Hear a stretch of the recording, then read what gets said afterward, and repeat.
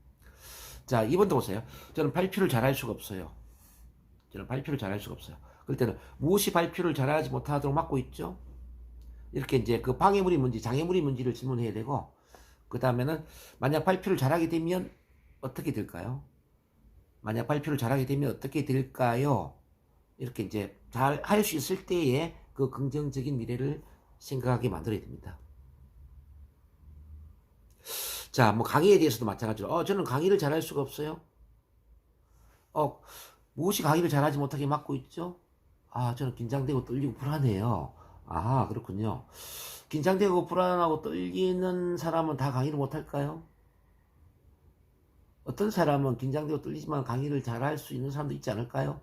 이렇게 해서 이제 그 장애물에 대한 부정적인 생각을 긍정적으로 만들어주면서 또 이런 질문을 하죠. 만약에 강의를 잘하게 되면 어떤 일이 일어날까요? 강의를 잘하게 되면 회사에서도 빨리 진급이 될 것이고, 그리고 더 많이 인정을 받게 되겠죠. 또 사회생활에서도 어떤 모임에 가거나 술자리에 가면 제가 말을 잘하기 때문에 사회 활동도 왕성해질 것 같아요. 그렇군요. 자, 그렇다면 자, 긴장되고 떨리더라도 강의를 잘할 수 있도록 한번 훈련해 보는 건 어떨까요? 뭐 예를 들어서 이렇게 긍정적으로 이제 몰고 갈 수 있겠죠. 그래서 이제 두 가지 질문을 다시 정리한다면, 할 수 없다, 몸을 할 수 없다라고 얘기할 때는 첫 번째 질문은 무엇이 할 수 없도록 막고 있느냐, 그 방해물, 장애물이 뭐냐를 생각하게 하고, 만약에 할 수 있다면 어떤 일이 일어날까, 할 수 있을 때 긍정적인 미래를 생각하게 만든다. 요걸 이제 이해를 하시면 되겠습니다. 8번에 이제 명사화라는 게 나온대요. 명사화. 이 명사화라는 건 원래는 명사가 아니에요. 원래는 동사라든지 어떤 형용사라든지 이 서술어인데, 이 동사나 이 과정에 해당되는 단어가 명사로 바뀐 거죠. 자, 예를 들면 이런 단어들이죠. 한번 보세요. 사랑하다에서 사랑이라는 명사가 될 수 있어요. 사랑하다, 사랑. 관계를 맺다 해서 관계. 관계를 맺다 해서 관계. 뭐 발표할 때 불안하다. 발표할 때 불안하다라는 말이 이제 발표 불안이 될 수 있고요. 대인 관계에 두려움을 느낀다. 대인 관계에서 두려움을 느낀다. 이런 게 대인 공포증이 될 수 있겠죠. 뭐 또는 또 이제 우리 질병으로 본다면은 간에 암세포가 생겼다. 뭐 간에 암세포가 있다. 이거는 다른 말로 간암, 뭐 간암 말기 이런 식으로 이야기할 수 있겠죠. 자, 위에 암세포가 있다. 뭐 위에 암세포가 퍼졌다. 다른 말로 위암이 되겠죠. 위암. 그다음 또 이런 것도 봐봐요. 뭐 혈압이 높다. 혈압이 높다라는 걸 명사화로 바꾸면 어떻게 될까요? 혈압이 높다. 고혈압이 되겠죠. 그 다음에 이제 뭐 혈액의 당 수치가 높다. 혈액의 당 수치가 높으면 우리는 뭐라고 하죠? 당뇨라고 합니다. 당뇨. 그래서 이제 그 병원에 이제 그 어떤 진단명은 거의 대부분이 명사화라고 볼 수 있어요. 뭐 내 혈관에 출혈이 있다. 이걸 우리가 뭐라고 합니까? 내 혈관에 출혈이 있다를 뇌출혈이라고 그러잖아요. 뇌출혈. 병원의 모든 진단명은 명사화라고 보시면 되고요. 그리고 이제 정신적인 병도 명사화로 보시면 돼요. 우울증은 어디서 노는 말이죠? 우울한 기분을 자주 느낀다. 그러니까 우울한 기분을 자주 느낀다 해서 우울증이 되는 거잖아요. 자, 불안을 느끼다. 이게 뭐죠? 불안을 자주 느낀다. 이게 불안증이 되겠죠. 그래서 이제 대부분은 이렇게 이제 명사화를 가지고 우리를 찾아오는데, 우리가 질문을 할 때는 이 명사를 동사로 바꾸어서 질문을 해야 돼요. 뭐 저는 발표 불안증이 있어요 할 때는 이렇게 질문해야죠. 발표할 때 어떻게 불안하시나요? 구체적으로 발표할 때 어떻게 불안하시나요? 이런 질문이 돼야 되겠죠. 저는 우울증이 있어요 라고 한다면은 얼마나 자주 우울한 기분을 느끼시죠? 구체적으로 얼마나 자주 우울한 기분을 느끼시나요? 당신 간암 말기입니다 라고 한다면은 제 간세포에 암세포가 얼마나 있다는 말씀이죠? 당신 위암입니다 하면 제 위에 암세포가 얼마나 있죠? 저 대인 공포증이 있어요. 대인 관계할 때 얼마나 불안을 느끼시죠? 자, 이렇게 이제 그 명사를 동사로 바꿔서 질문하면 어떤 효과가 있느냐? 자, 명사는 고정화된 느낌이 있잖아요. 고정화된 느낌. 이건 바뀔 수 없다라는 고정화된 느낌이 있다면은 동사로 바꾸면은 동사는 바뀔 수 있다라는 변화 가능한 느낌, 바뀔 수 있다라는 그 느낌을 가져준다는 이야기죠. 저 긍정적인 느낌이 더 강해지죠. 일단 간암 말기입니다라고 했을 때 제 간세포에 암세포가 얼마나 있다는 말씀이죠라고 한다면은 간세포에 뭐 퍼져 있는 암세포를 좀 없애버리면 내가 뭐 죽지도 않겠지 이런 느낌 들잖아요. 저 발표 불안증이 있다고 할 때 발표할 때 얼마나 불안하시나요 할 때 발표할 때 불안한 그 느낌을 뭐 만약에 치료할 수 있다면은 발표 불안 없어진다라는 생각이 들지 않겠습니까? 이렇게 이제 동사로 바꿔서 질문하면은 부정적인 느낌이 좀 더 완화되고 긍정적인 느낌이 좀 바뀌는 거예요. 자, 그러면 이제 이 교재에도 예문이 이렇게 나와 있죠. 우리 관계는 이제 끝이야라고 했을 때 관계라는 단어가 지금 명사화거든요. 이제 이 관계를 관계하다라는 동사로 바꿔서 질문하는 거예요. 우리가 서로 어떻게 관계하고 있습니까? 우리가 서로 어떻게 관계하고 있습니까? 관계하고 있습니까? 라는 동사로 바꿔서 질문했죠. 근데 이번에 보면 요즘 너무 많은 혼란이 있습니다. 이 혼란이 원래 혼란스럽다라는 동사에서 혼란이라는 명사로 바뀐 거잖아요. 그래서 이제 이 혼란을 혼란스럽다라는 동사로 바꿔서 질문을 하죠. 구체적으로 무엇이 당신을 혼란스럽게 하고 있나요? 자, 요게 이해가 되시는지 모르겠네요. 자, 9번 어제 잠깐 설명했는데 비구체적 동사. 막연한 동사를 사용하면서 책임 회피 구실을 한다. 막연한 동사를 사용하면은 내가 굳이 책임을 지고 이야기를 안 해도 되잖아요. 그쵸? 나는 좀 빠져나가도 된다 이 말이죠. 이른바 그는 나를 거부했다. 이 거부했다가 막연한 동사인데 구체적으로 어떻게 거부했는지 내가 굳이 설명을 안 하고 내가 뭐 꼬치꼬치 따져서 설명을 하면서 책임을 질 이유는 없죠. 자, 이렇게 이제 막연한 동사를 사용하는 경우는 구체적으로 어떻게 이렇게 질문을 해야 돼요. 자, 그는 나를 거부했다라고 할 때, 그는 구체적으로 어떻게 당신을 거부했나요? 이렇게 이제 도전하는 거죠. 자, 이번에 저는 사물을 나쁘게 설명합니다. 나쁘게 설명합니다. 이게 좀 막연하잖아요. 그래서 구체적으로 어떻게 나쁘게 설명하느냐를 이제 질문해야 되는데, 당신은 사물들을 구체적으로 어떻게 나쁘게 설명합니까? 구체적으로 어떻게 나쁘게 설명합니까? 자, 많은 분들이 상담을 오면 처음에는 막연한 동사를 사용합니다. 저 요즘 많이 힘들어요. 이렇게 이제 이야기를 하죠. 그럼 구체적으로 어떻게 힘드시나요? 요즘 죽고 싶어요. 구체적으로 어떻게 죽고 싶어요? 전 요즘 인간관계가 힘들어요. 인간관계가 힘들어요. 구체적으로 어떻게 인간관계 힘드시나요? 저 발표할 때 너무 불안해요. 구체적으로 어떻게 발표할 때 불안하시다는 말씀이죠? 저 요즘 스트레스를 많이 받아요. 구체적으로 어떻게 스트레스를 많이 받고 있죠? 이렇게 이제 막연한 동사를 이용하는 경우는 구체적으로 어떻게 라고 이제 질문을 해주는 겁니다. 구체적으로 어떻게 이러면은 그냥 대충 한마디 하고 끝날 그 말이 좀 세부적으로 구체적으로 설명이 될 수가 있죠. 자, 다음 말을 더 많이 하게 만드는 효과가 있다 이 말이죠. 즉 숨만 이야기하는 사람한테 나무도 설명하게 만들어주는 거죠. 대충 포괄적으로 이야기하는 사람을 좀 상세하게 구체적으로 이야기를 하게 만드는 그 화법이 바로 구체적으로 어떻게. 이제 구체적으로 어떻게 이 질문을 잘 하셔야 됩니다. 그러면 우리가 자 말수가 적은 사람을 말을 좀 길게 하게 만들 수도 있고요. 뭐 생략하고 삭제된 그런 간단한 말을 좀 더 길게 상세하게 마치 이제 수채화를 그리는 것처럼 이렇게 자 상세한 말을 끄집어낼 수가 있다. 뭐 이런 이야기죠. 자 10-1번은 단순한 생략. 자, 이거는 어떤 거냐면, 이제 감정 표현을 할 때, 이사님, 감정 표현을 할 때, 무엇에 대해서, 누구에 대해서 대상을 생략하고, 나는 기분이 나쁩니다. 나는 불편합니다. 나는 화가 납니다. 저는 슬퍼요. 저는 만족스러워요. 자, 이와 같은 감정 표현을 할 때, 그 생략되어 있는 그 무엇에 대해서, 또는 누구에 대해서라는 질문을 해줘야 된다는 거죠. 자, 보세요. 1번에 나는 불편합니다. 불편하다 감정을 표현했어요. 그 무엇에 대해서 불편한지 누구에 대해서 불편한지 지금 그 대상이 생략돼 있죠. 그래서 무엇도 누구에 대해서 불편하다는 말이죠. 자, 이런 질문을 해줘야 돼요. 자, 구체적으로 무엇에 대해서 누구에 대해서 불편하다는 말씀일까요? 저는 슬퍼요. 여기도 감정 표현인데 그 대상이 생략돼 있잖아요. 자, 구체적으로 무엇에 대해서 슬프다는 말씀이죠. 자, 여기 좀 또 예를 한번 들어볼게요. 아, 저는 화가 나요. 화가 나 미치겠어요. 구체적으로 무엇에 대해서 화가 난다는 말씀인가요? 자, 이렇게 질문할 수 있죠.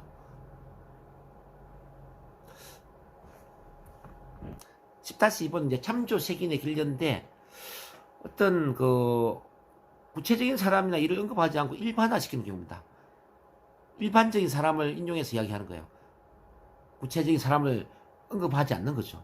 그럼 일반적인 사람은 누구냐면 그들은 또는 회사 사람들은 또는 뭐 젊은이들은 어린 애들은 뭐 여성들은 뭐 남자들은 뭐 연예인들은 이게 다 뭐죠?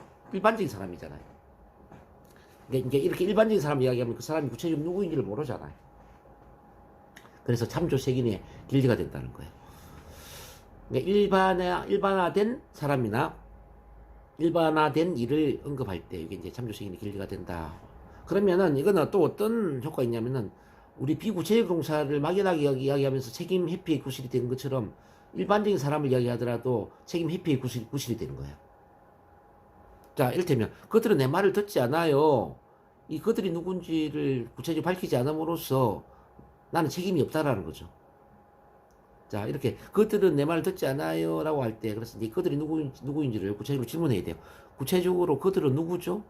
구체적으로 누가 당신의 말을 듣지 않는다는 말씀이죠. 그들은 구체적으로 누구를 말하죠? 자, 이렇게 질문을 하면서 그들이 누구인지를 생각하게 만들어야 돼요. 자, 회사 사람들이 저를 이상하게 생각하는 것 같아요. 회사 사람들이 저를 이상하게 생각하는 것 같아요. 이때 회사 사람들이 막연하잖아요. 구체적으로 어떤 사람이 당신을 이상하게 생각을 갖나요? 구체적으로 그 회사 사람들이 누구죠? 구체적으로 그 회사 사람들이 누구입니까? 이렇게 질문을 하면서 회사 사람들을 구체화시키는 거죠. 자, 특히 이제 그 대인 공포증을 갖고 있는 분들은 이런 이야기를 많이 해요. 사람들이 저를 모두 싫어하는 것 같아요. 사람들이 저를 싫어하는 것 같아요. 그럼 이 사람들이 구체적으로 누군지를 모르잖아요. 그러면 이렇게 따져 물어야죠. 그 싫어하는 사람이 구체적으로 누구입니까? 주변 사람들이 저를 싫어하는 것 같아요. 그 싫어하는 주변 사람들은 구체적으로 누구죠? 이렇게 질문을 해야죠. 사실 그 싫어하지 않을 수도 있는데 싫어한다라는 착각이 빠져 있는 거죠. 제가 길을 가면 사람들이 저만 쳐다보는 것 같아요. 제가 길을 걸어가면 사람들이 저만 쳐다보는 것 같아요. 이런 사람들은 또 어떤 시선 공포라든지 또 사람에 대한 두려움을 갖고 있죠. 그럼 구체적으로 쳐다보는 그 사람들이 누구죠? 구체적으로 쳐다보는 그 사람들은 누구를 의미합니까? 이렇게 질문을 하면 사실은 구체적인 그 대상이 없죠. 근데 자기만의 착각에 빠지는 거예요. 그래서 대인 공포증도 이제 그렇고요. 뭐 또 이제 이런 경우는 어떨까요? 요즘 사람들은 거의 AI를 활용해서 글을 쓴 것 같아요. AI, 인공지능이죠. 요즘 사람들은 거의 인공지능을 활용해서 글쓰기를 하는 것 같아요. 아, 그래요? 그 인공지능을 활용해서 글 쓰는 사람이 구체적으로 누구죠? 이렇게 질문할 수가 있죠.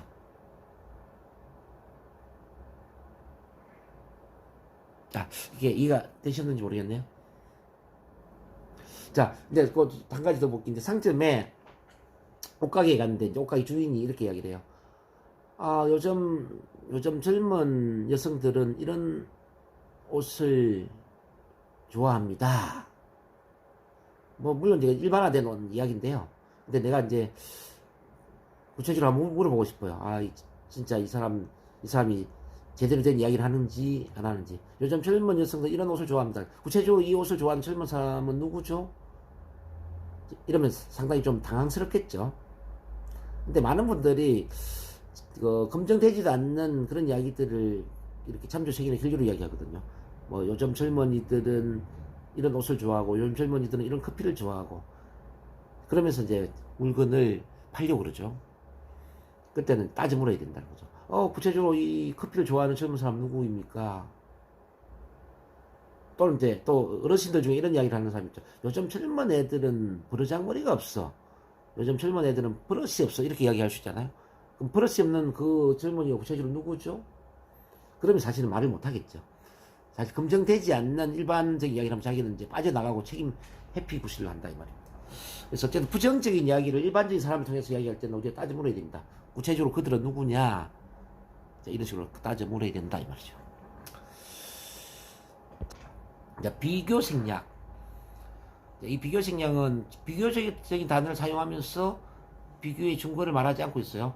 뭐 더 뭐뭐하다, 너무 뭐뭐하다, 매우 뭐뭐하다 이렇게 비교적인 말을 하는데 그 대상이 누구인지를 생략하고 있다는 거죠. 다시 더 뭐뭐하다, 매우 뭐뭐하다, 훨씬 뭐뭐하다, 아주 뭐뭐하다 이렇게 이제 비교적인 말을 하면서 자 무엇보다 더 그런지 그 비교 대상을 빠뜨리고 있다는 거죠. 그것은 더 좋다라고 할 때 지금 비교 대상이 없잖아요. 그러면 무엇에 비해서 더 좋다는 뜻입니까? 이렇게 질문해야죠. 자, NLP 수강료가 너무 비싸요. 너무 비싸요. 이렇게 비교적인 이야기를 하고 있는데, 자, 무엇에 비해서 더 비싸다는 말씀이죠? 무엇에 비해서 더 비싸다는 말씀이죠? 요즘 너무 짜증이 나요. 요즘 너무 짜증이 나요 할 때, 어떤 때와 비교해서 더 짜증이 난다는 말씀인가요? 자, 요즘 너무 힘들어요. 어느 때와 비교해서 너무 힘들다는 말씀인가요?